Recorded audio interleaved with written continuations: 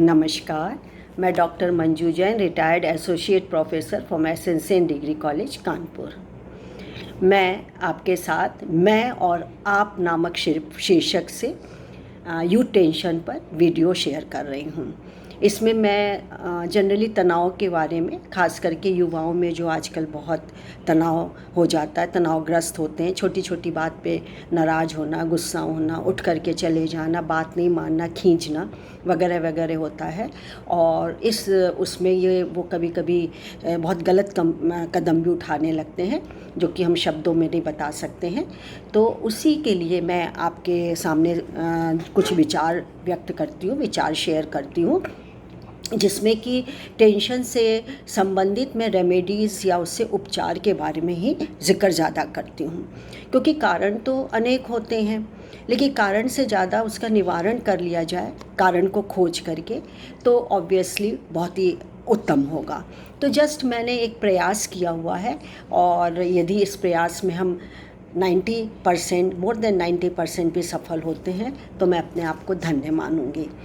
तो मैंने उसके बहुत सारे रेमेडीज़ के बारे में बताया कि आप जब भी तनावग्रस्त हों तो जिस चीज़ से तनाव आपको हो रहा है उस विचार को सबसे पहले आप त्याग दीजिए और अच्छे अच्छे विचारों को अपने मन में लाइए, या कभी आप एक शौक़ अपने मन में पाल लीजिए। वैसे मैंने बताया, जैसे घर में ही आप लूडो खेलिए, प्लेइंग कार्ड्स खेलिए, बागवानी करिए, गमले सजाइए, गमले को रखिए, निराई गुड़ाई करिए, पुस्तकें पढ़िए, म्यूज़िक सुनिए। इंस्ट्रूमेंटल म्यूज़िक का आपको शौक़ है, आप वो करिए, उसको कंटिन्यू करिए। और मैं आपको बताऊं कि ये 3-4 साल पहले जब मैं जस्ट रिटायर्ड हुई थी, तब मैंने इडियम्स लिखने भी शुरू किए थे, उसको पढ़ना शुरू किया था, मुहावरे और लोकोक्तियाँ।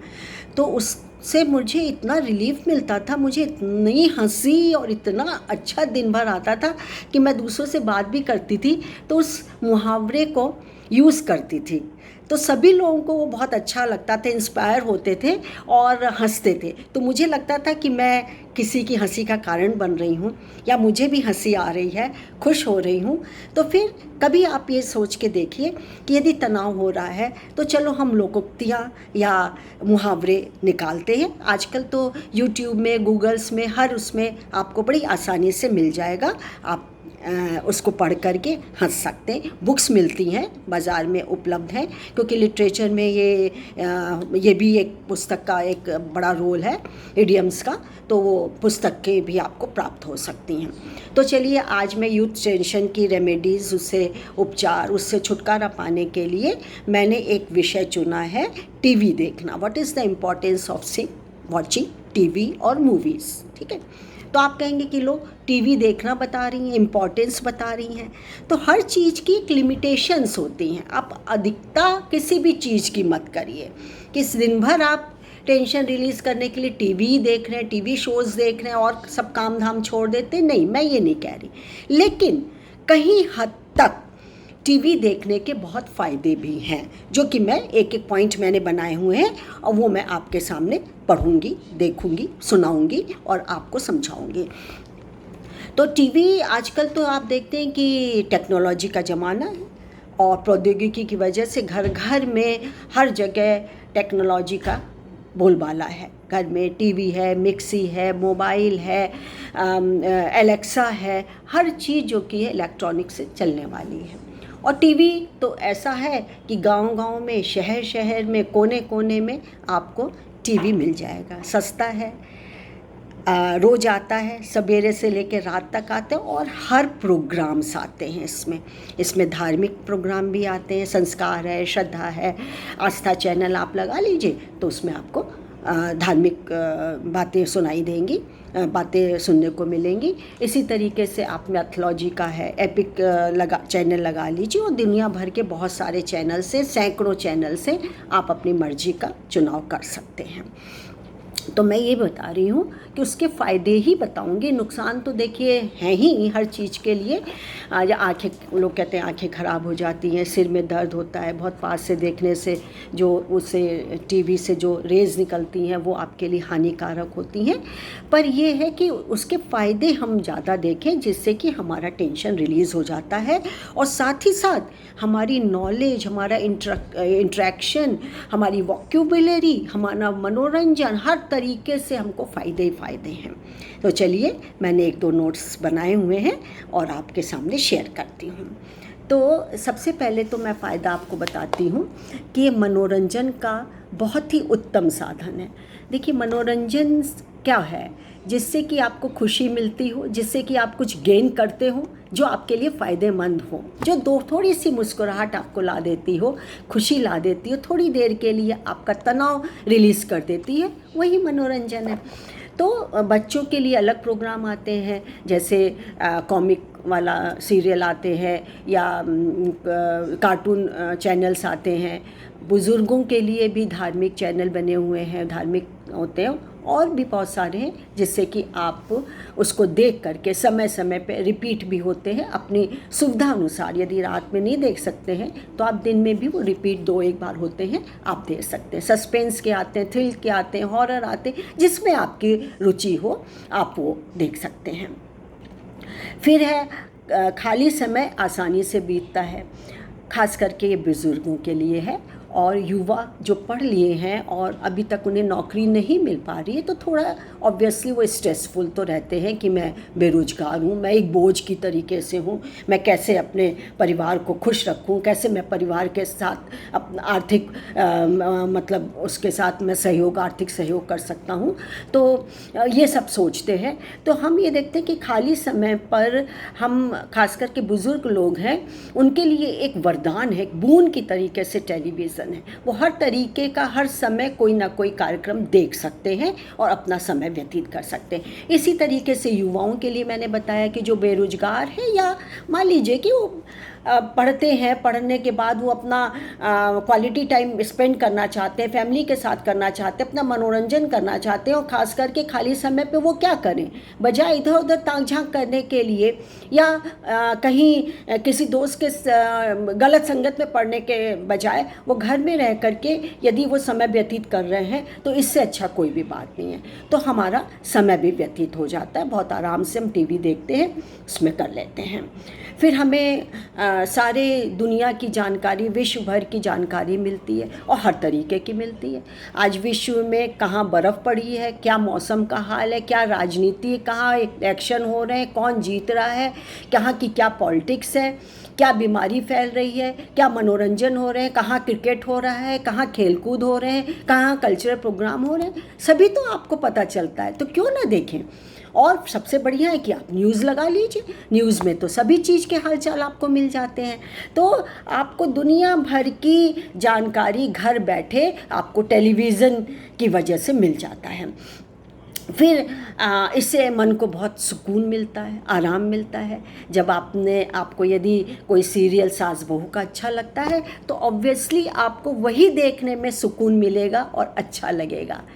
मुझको जैसे कभी कभी सस्पेंस के सीरियल्स या मूवीज़ बहुत अच्छी लगती हैं, हॉरर या ऐसा नहीं, लेकिन सस्पेंस वो बहुत अच्छी लगती हैं। तो जब कभी भी मैं ऊब जाती हूँ काम से या थक जाती हूँ, तो मैं कोई भी चैनल में या कोई रिकॉर्ड किया हुआ उसमें लगाती हूँ, जो कि थोड़ा सा सस्पेंस का हो, डिटेक्टिव टाइप का हो, तो मैं बिल्कुल हल्की फुल्की हो जाती हूँ। या फिर कोई रोमांटिक मूवी लगा लेती हूँ, तब भी मैं हल्की फुल्की हो जाती हूँ। फिर दुगनी ऊर्जा से मैं काम करने के लिए तैयार हो जाती हूँ।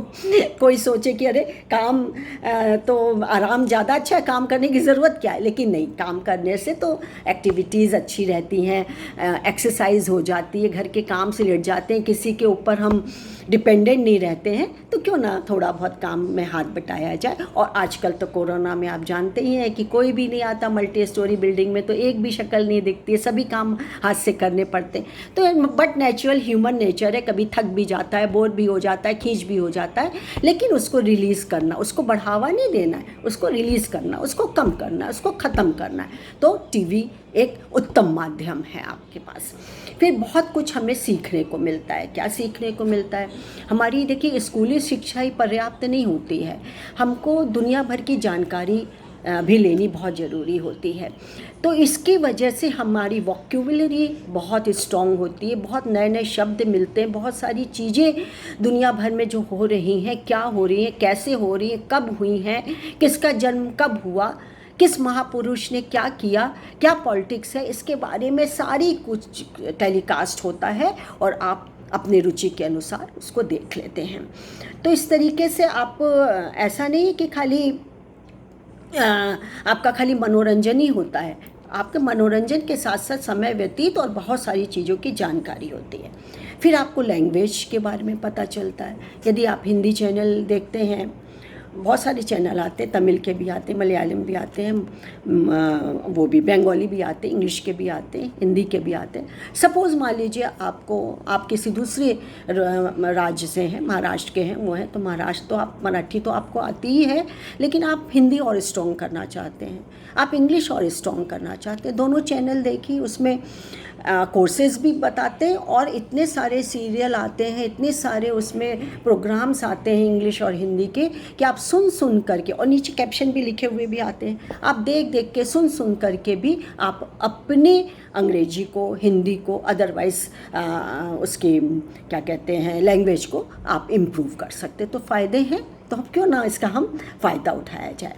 तो इस तरीके से मैंने आपके सामने कुछ पॉइंट्स रखे हैं जो कि आपके लिए बहुत ही लाभकारी होंगे और आप ज़रूर इससे लाभान्वित होंगे। और भी हैं, जैसे कि एजुकेशनल वैल्यू बहुत है। आप टीवी के माध्यम से, आज तो मोबाइल के माध्यम से बताया ही जा रहा है, जूम ऐप लगाइए या अन्य कोई भी ब्लॉग है उसके द्वारा आपको पढ़ाई की जा रही है। आज के कोरोना पीरियड में जब लॉकडाउन लगा हुआ है, तो किसी की पढ़ाई कमज़ोर ना हो और आगे बढ़ते रहें, पढ़ते रहें बच्चे, इसके लिए उन्होंने मोबाइल से पढ़ाना शुरू किया हुआ है।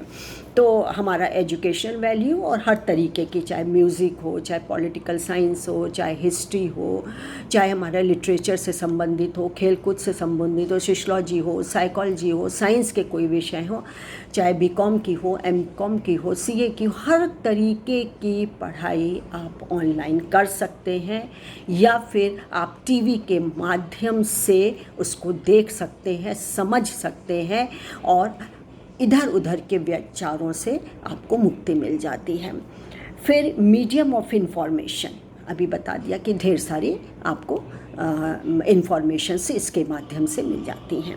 फिर social, civic and culture awareness मिलती है। कहाँ क्या संस्कृति है हमारी, तो संस्कृति धार्मिक है, अहिंसावादी है, सत्य पर आधारित है। तो आपको जिज्ञासा ये होती है कि हम जानें कि अमेरिका की संस्कृति क्या है, हम जानें कि ब्रिटेन की, यूके की क्या है, इटली की क्या है। तो आप देखिए वहाँ का क्या है, म्यूज़िक है, किस तरीके से म्यूज़िक, डांस या इंस्ट्रूमेंटल बजते हैं, या वहाँ का क्या पोशाक है, वहाँ की क्या गीत हैं, क्या संगीत है, क्या खाना है, क्या पीना है, आप उससे जानकारी ले सकते हैं। यदि आप में ये क्यूरियोसिटी है तो आप ज़रूर जानकारी लीजिए, और जानकारी मिलती भी है, क्योंकि मैं तो अक्सर लगाती हूँ, खास करके डिस्कवरी चैनल और नेशनल ज्योग्राफिकल। मेरा तो वीक में 1 या 2 बार मैं ज़रूर देखती हूँ, भले थोड़ी देर के लिए, लेकिन देखती ज़रूर हूँ। मैं बहुत रिलीफ महसूस करती हूँ और अंदर का जो विकार और टेंशन है वो दूर हो जाता है।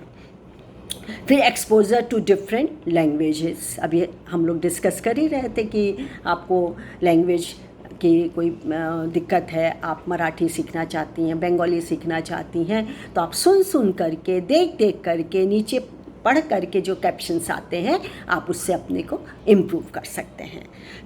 Opportunity for travel, logical and analytic thinking, sources of inspiration and bonding with family, क्योंकि फैमिली के साथ देख रहे हैं तो उससे बॉन्डिंग होगी। बाकी मैंने आपको डिस्कस के बताए थे, इसलिए आज इतना ही।